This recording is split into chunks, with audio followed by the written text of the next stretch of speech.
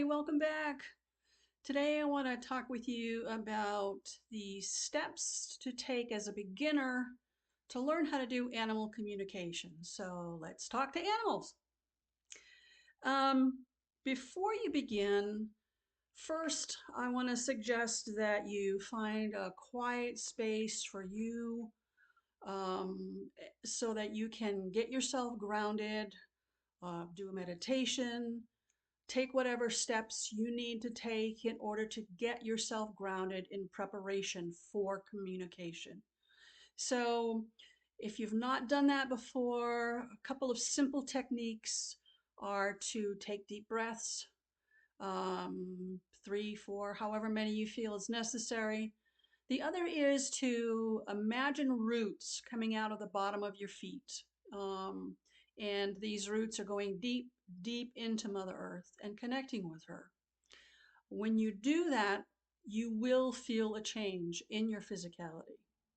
You could also get yourself grounded through the use of crystals or taking a walk or music or whatever you feel is necessary to get yourself in that grounded place. For me, it was cleaning stalls when I had horses, and it was the most mundane task of the day, but it provided me with um, that sort of deep meditative state of mind that I needed to continue on with my day. So once you started your preparation through grounding, the next step would be to calmly and quietly ask your animal if they would like to talk with you.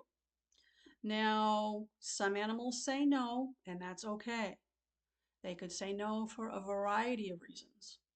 Some of those could be that they don't know you, they are not familiar with your energy, or they could just not be in a good headspace to have a communication with you. Don't take it personally, okay? Honor what they tell you, always. Honor what they tell you, and try again some other day. It's really not a big deal. If they say yes, then again, gently, calmly, you ask, can we talk? And if they say yes, then ask them your question. Ask them your question. And then wait for the answer. Don't be in a rush.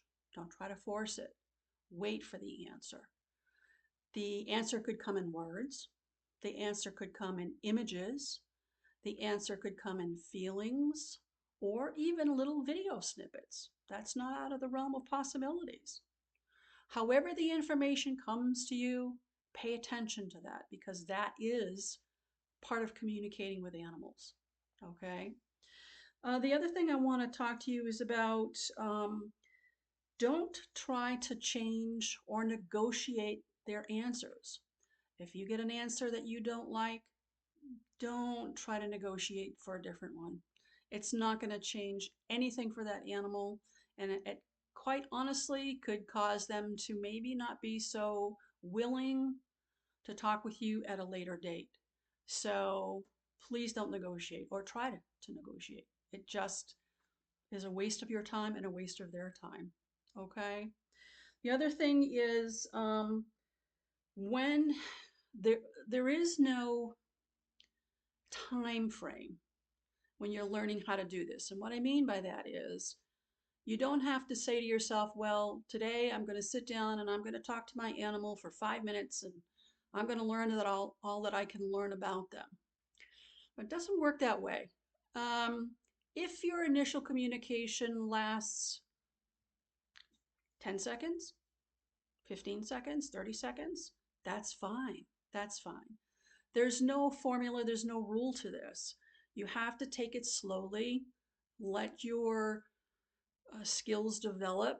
And it's like any other muscle that you use, it will develop more and more over time, the more that you use it. Okay? So don't feel like you have to, I've got to spend 10 minutes talking with my animal today.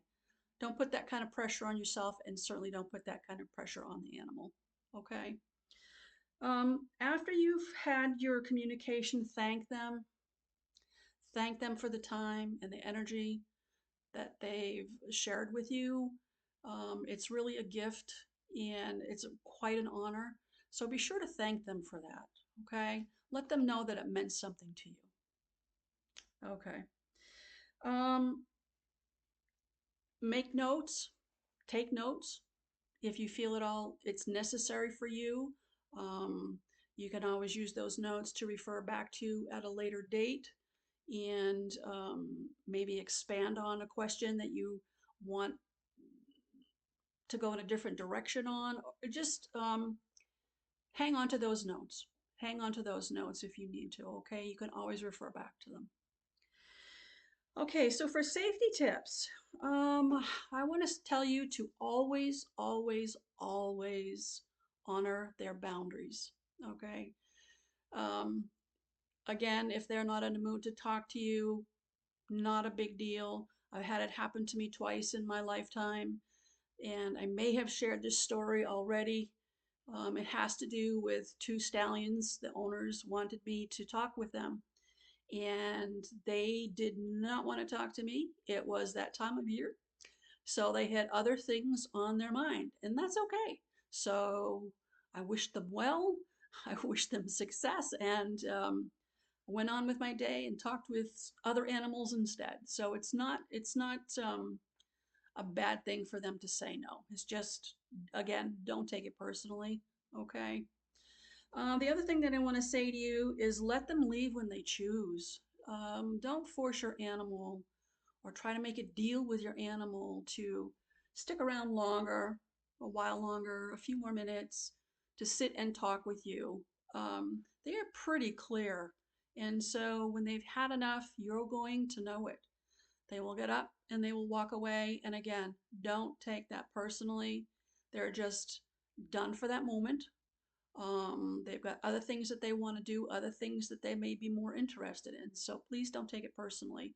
Honor them, let them go about their day just like you want to go about your day. Okay? The other one thing I want to suggest to you is to not practice on your own animals. I know everybody really wants to do that, and that is the goal, believe me.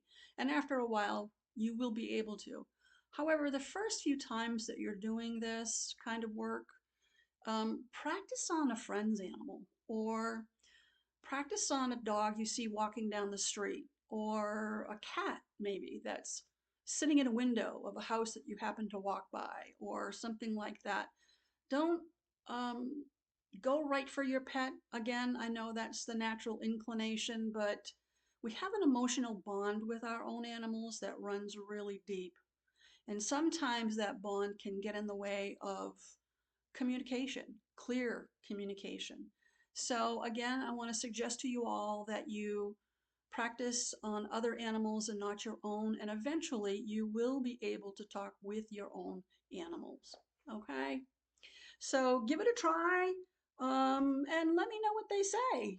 Let me know what that dog has to say walking down the street, or even that chicken that's in that coop. Tell me what, tell me what these animals have had to say for you or to you.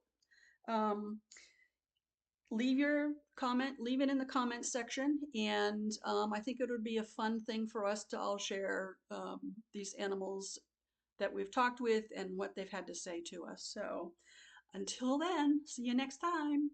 Bye.